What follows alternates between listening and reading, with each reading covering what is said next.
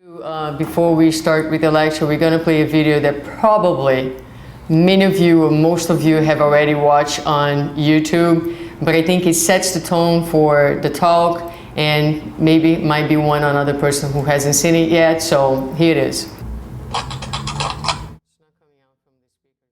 Hi, nice to meet you. Nice to meet you as well. Have you ever done one of these interviews over the camera before? No. Well, let me tell you a little bit about the job to get started with. It's not just a job, it's sort of probably the most important job. The title that we have going right now is Director of Operations, but it's really kind of so much more than that. Responsibilities and requirements are really quite extensive. First category for the requirements would be mobility. This job requires that you must be able to work standing up most or really all of the time, constantly on your feet, constantly bending over, constantly exerting yourself, a high level of stamina. Okay. That's a lot. For how many hours? 135 hours to unlimited hours a week. It's basically 24 hours a day, 7 days a week. I'm sure you'll have a chance from time to time to maybe just sit down here and there, yeah? You mean like a break? Yeah. No, there are no breaks available. Is that even legal? Oh, yeah, of course, yeah. Okay, so like no lunch? You can have lunch, but only when the associate is done eating their lunch. I think that's a little intense. No, not that's possible. crazy. Now, this position requires excellent negotiation and interpersonal skill. We're really looking for someone that might have a degree in medicine, in finance, and the culinary arts. You must be able to wear several hats. Associate needs constant attention. Sometimes they have to stay up with an associate throughout the night. Being able to work in a chaotic environment, if you had a life, we'd ask you to sort of give that life up. No vacations. In fact, Thanksgiving, Christmas, New Year's, and holidays, the workload is going to go up, and we demand that with a happy disposition. That's almost cruel. That's almost a very, very sick, twisted joke. But when there's time to sleep or... Oh, no time to sleep. Yeah, all-encompassing almost. That's exactly right. 365 days a year? Yes. No, that's inhumane. That's very insane. The meaningful connections that you make and the feeling that you get from really helping your associate are immeasurable. Also, let's cover the salary. The position is going to pay absolutely nothing. Excuse me? No. Nobody's doing that for free. Yeah, pro bono. Completely for free. No. What if I told you there's someone that actually currently holds this position right now? Billions of people, actually. Who? Moms. Yeah. Yeah, moms. That's awesome.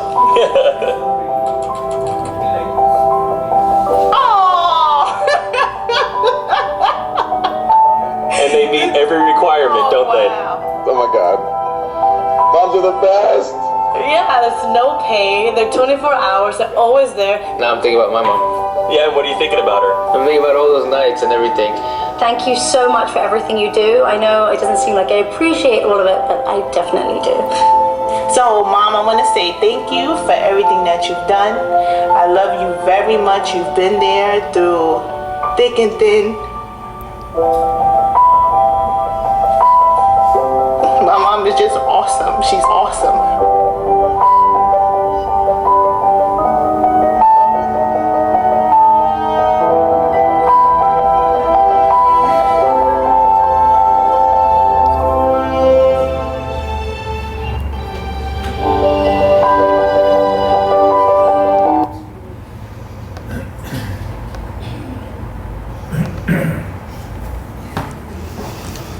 So pretty awesome, right? Yeah. Thank you, Mom. You two are awesome. So we're going to talk about Mother's Day today. And we can start with just going over the meaning, which we just saw, right? Oh, the light. David, would you mind turning on the light, please? Talking about the meaning of Mother Day. So the world, our society recognizes the role of mothers, and I can't even put more words into that, right? 24 hours, forgetting about yourself, no vacation, nights without sleep, forgetting about yourself and no vacation. I definitely feel like that. No vacation, right? Ever. But that's the role for mothers, for caregivers. You know, we live in a society that so many men nowadays take this role deep to their heart and perform just as well and with the much love and capacity. But beyond that, beyond this societal recognition of what Mother's Day is and means, we're going to look today into the spiritual meaning. Because when we look at it from the perspective of Spiritism, it adds a number of other layers to the meaning of Mother's Day. So we are going to start with revisiting question 774 of the Spirit's book. And very much, I wish I had read that chapter before putting this together, because it really was perfect to be integrated into the lecture, right? So we're going to revisit some of the things that Claudia was talking about. The idea that looking at this mother role from the perspective of the immortal spirit. So we add different layers. We're also looking at the family from the perspective of the immortal spirit.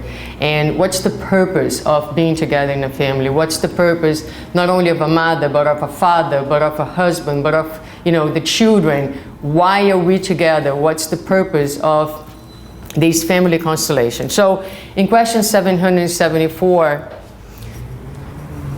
the spirits tell that for humans, there is something beyond physical needs. There is the need to progress. Social ties are necessary for progress, and family ties are summed up in social ties. Hence, family ties are a natural law.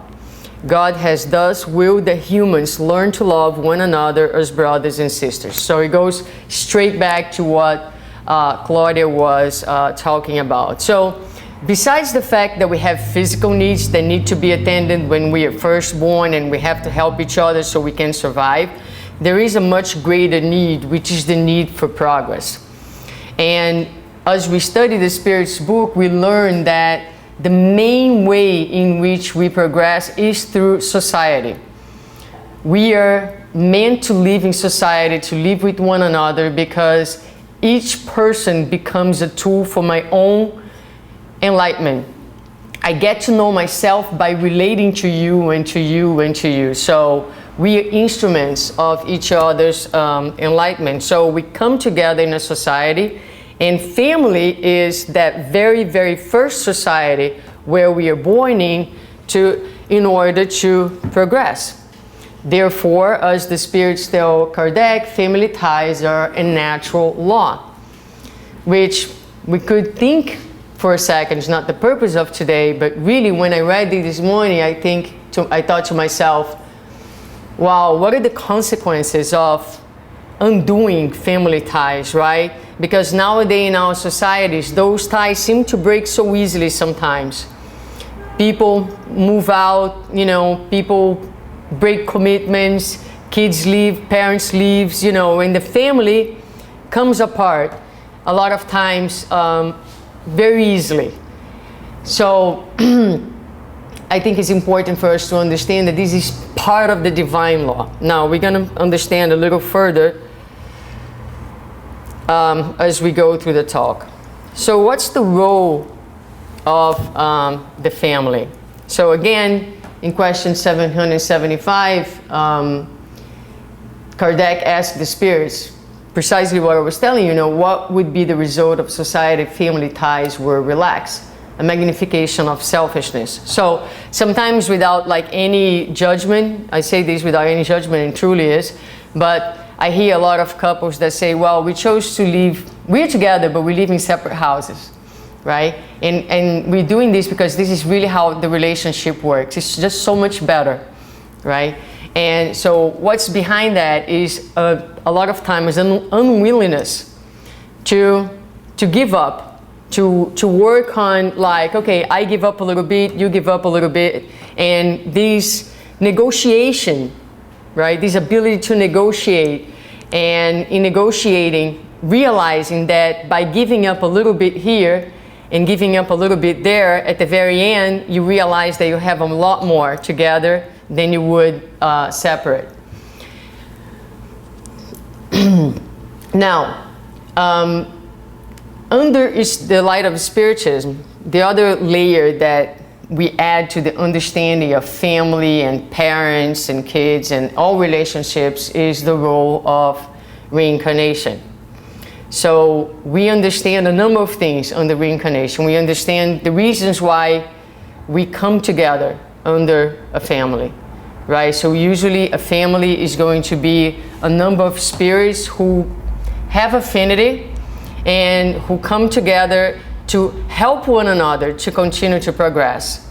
We also learn in Spiritism that sometimes in that family, a new family member, a new spirit who has not been walking, progressing, traveling, let's put it this way, together with that family can be born to learn different things, to bring new experiences to that family. So reincarnation explains to us the role of the family and the reasons why we are in the family that we are in. So there's no mistake. Our family is truly the family that we belong and the family that we need in the present moment.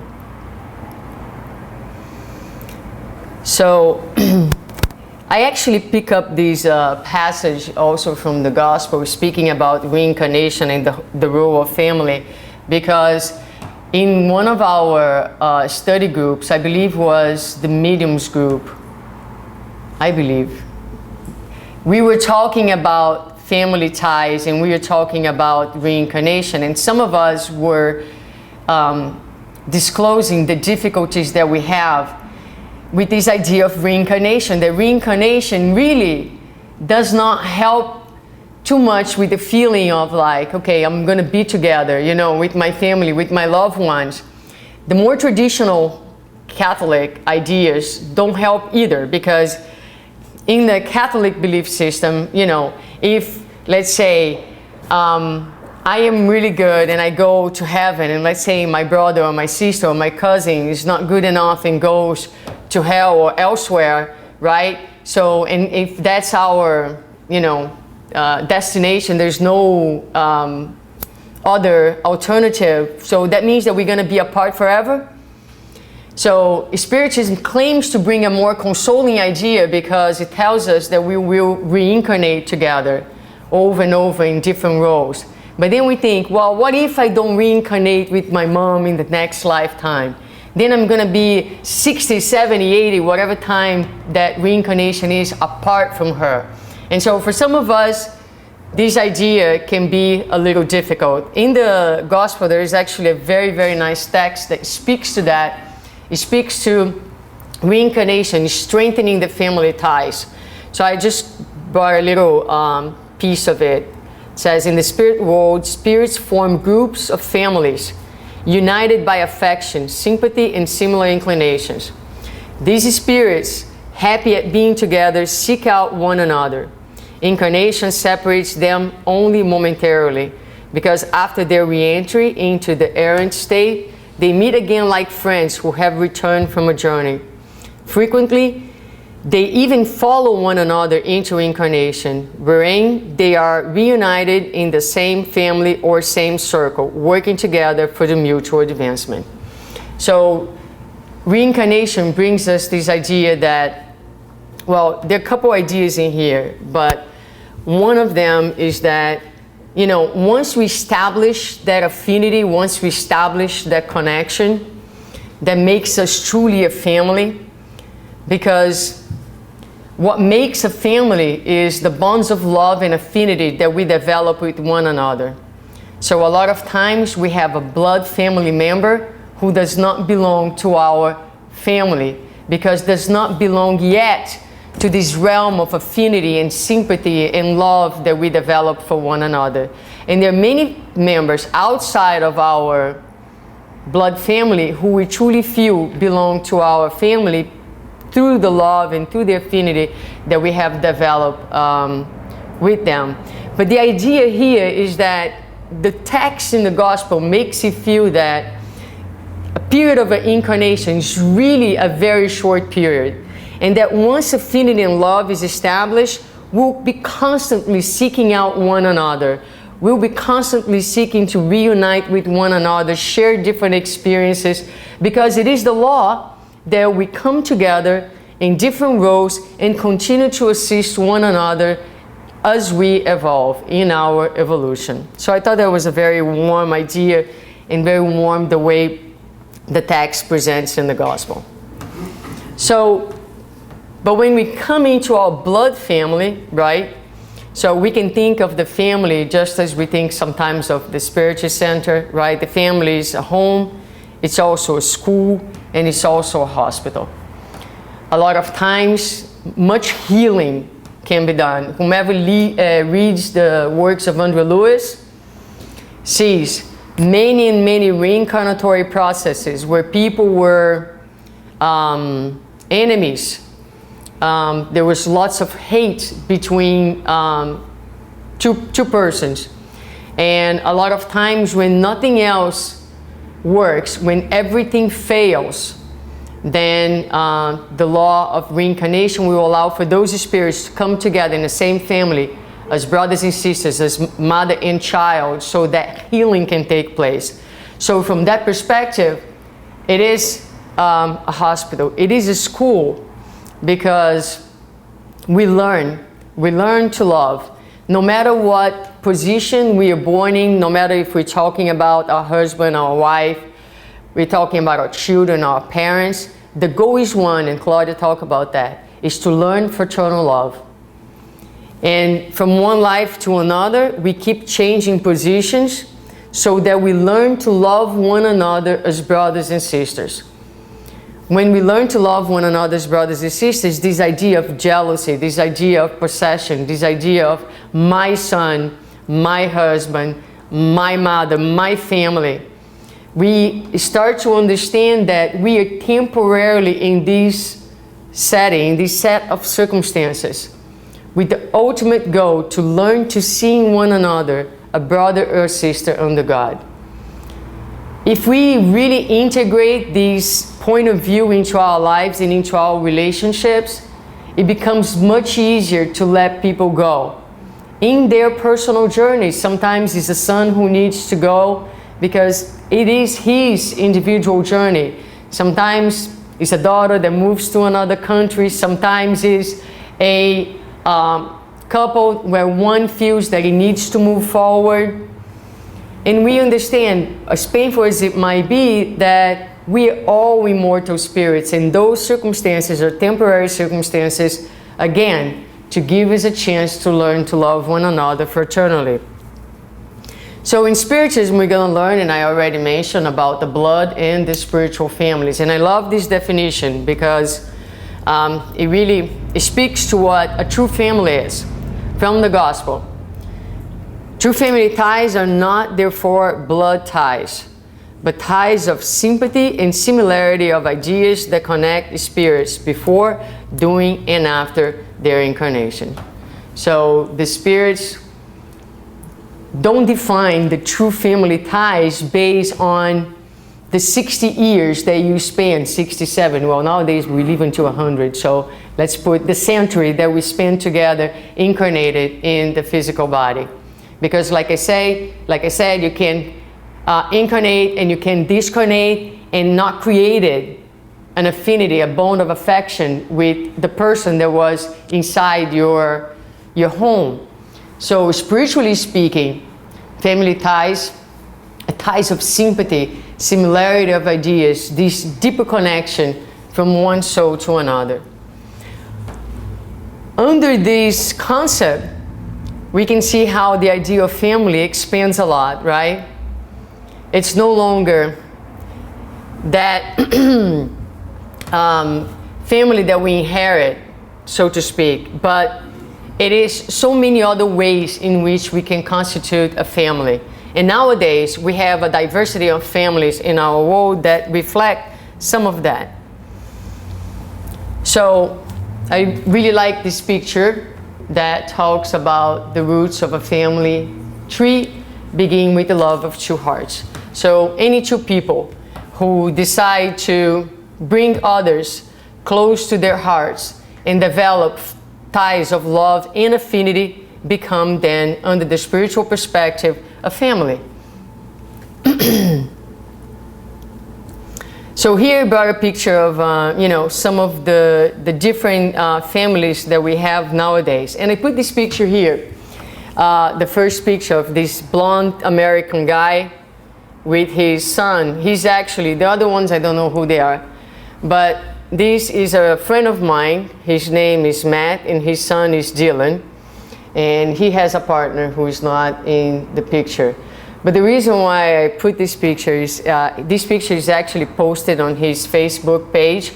And at that moment, he was attending the Mother's Day celebration in the school. And he wrote, "I fit right in."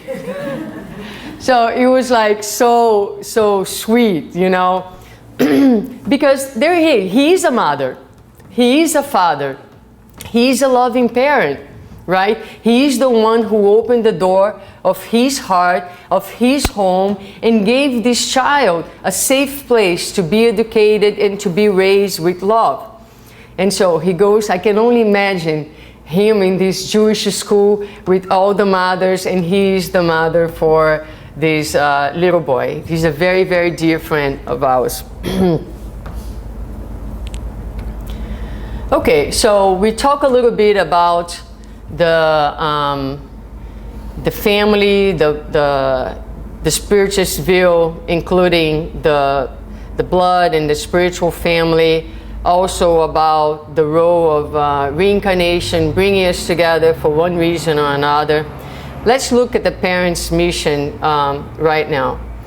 So in the Gospel, there's also a very beautiful text at the very end that talks about the ungrateful children. But in that text, there's a lot of beautiful ideas about how parents, and Claudine also mentioned that, should deal with their children, which will be, again, immortal spirits, right? Immortal spirits that come to you, and you have a mission with those immortal spirits. I think it always helps to remember that those immortal beings who God is placing in your care, under your care for those years, so that you can make a contribution in those people's lives.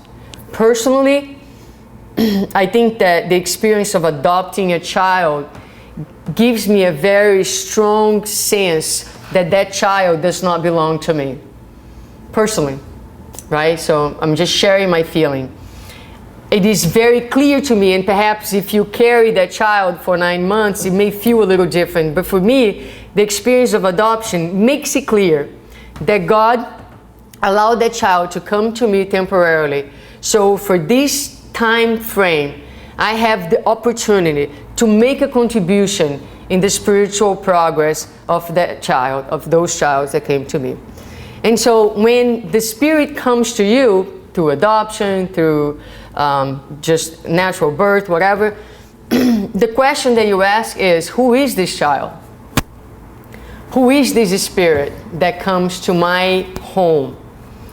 And then as a parent, your role is to observe.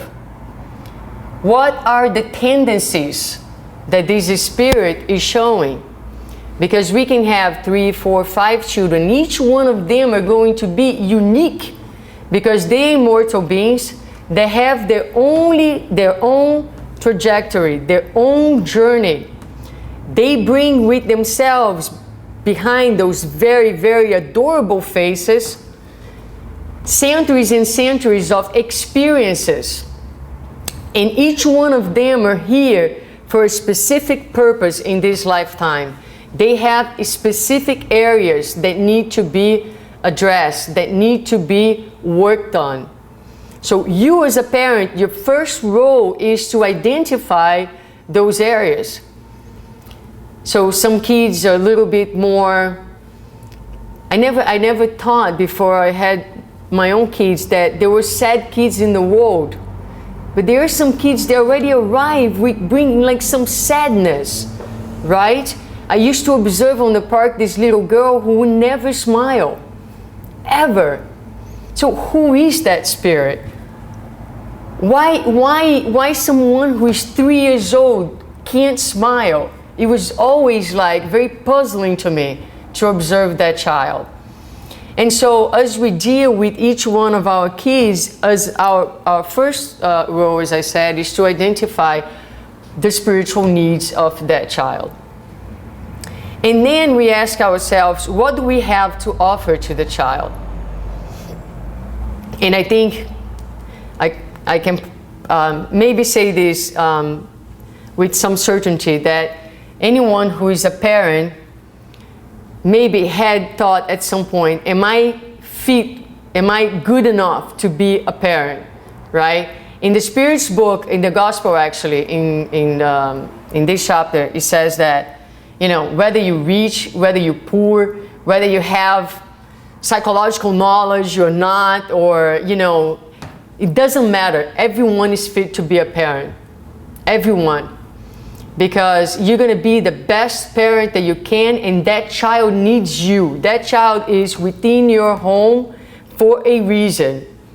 So no matter who you are and where you are, emotionally, intellectually, psychologically, that is the best fit and the best match. That's very, very important for us to think about, because sometimes we can look up to some other parents and say, oh my God, that person is so awesome with their kids. But they were not meant to be the parents of your kids. I don't care how awesome they are. Those kids who are with you because you were the awesome thing for them. They need you and you need them. And that's why you guys come together in that family. So I was talking to my mom a little bit about it.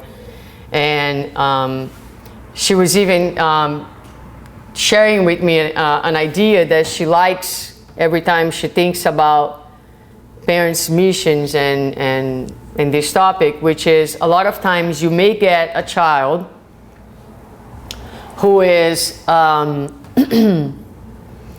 already, let's say, more advanced. If you put it in a scale like from 0 to 10, let's say that child is like 5.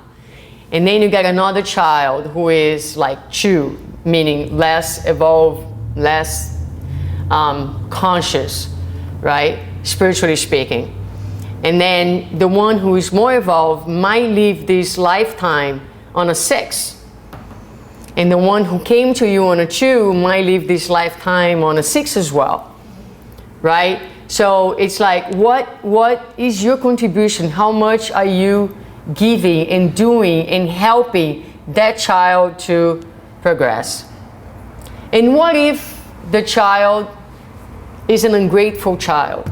Because that's a very common and fair question to ask. What if the child fails? After you give everything that you had, all the love that you had at the very end of the day, right? You say, well, my child, you know, didn't go the way I wanted, the way I wished, the way I planned. You know, did you fail? Because a lot of parents will have a lot of guilt around that. And the Spiritist doctrine will tell us that it is your responsibility as a parent to give your best at every moment. Now, what the child does with the gift that you are giving him or her now is his or her responsibility. We are only responsible for what we give. But we are not responsible for the result on someone else's hearts. And what if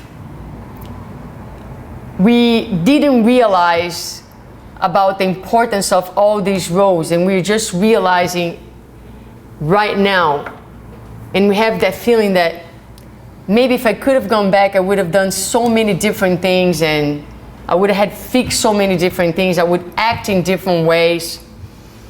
Well, the good thing is that even though you cannot go to the past and fix things, you have so eternity ahead of you, and you have this idea of reincarnation. You have the present moment where so much can be fixed, so much healing can be done.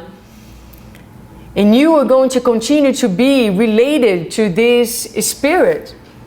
And you can continue to contribute to this spirit's life in many ways, as a parent, as a mother, father, tomorrow as a brother, in the future as a child. So reincarnation gives us these awesome windows of opportunity. There is no reason to regret what we didn't do because we didn't know better, when the future and the present is ahead of us, full of potentialities for healing and for spiritual growth. So, not to extend too long, because after all, it is Mother's Day, and I'm sure we all have a lunch to go or something, some sort of celebration.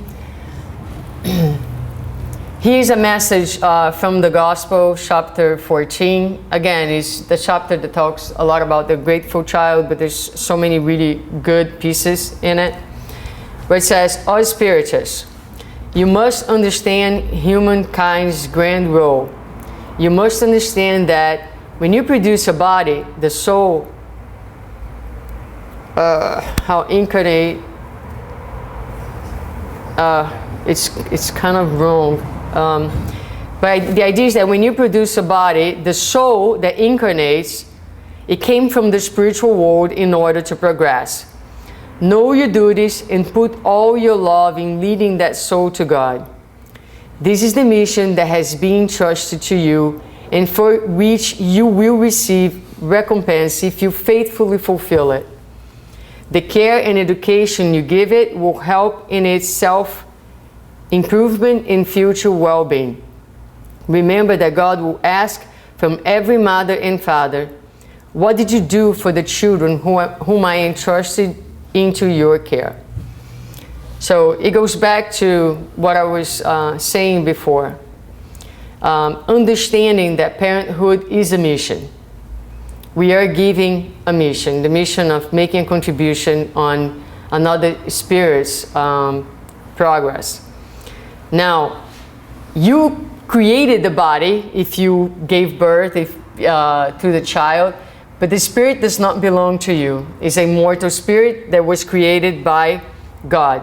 But this spirit is temporarily entrusted to you, and if you have done your mission, if you have, which is to love and to contribute to the improvement and the well-being of the child, then you should feel joy and peaceful with it, no matter what the outcome is, because you will have done your part.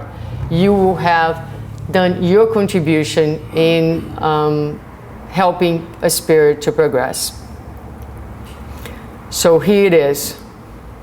Happy Mother's Day, Parent Day, Family Day, and Love Day to each one of you.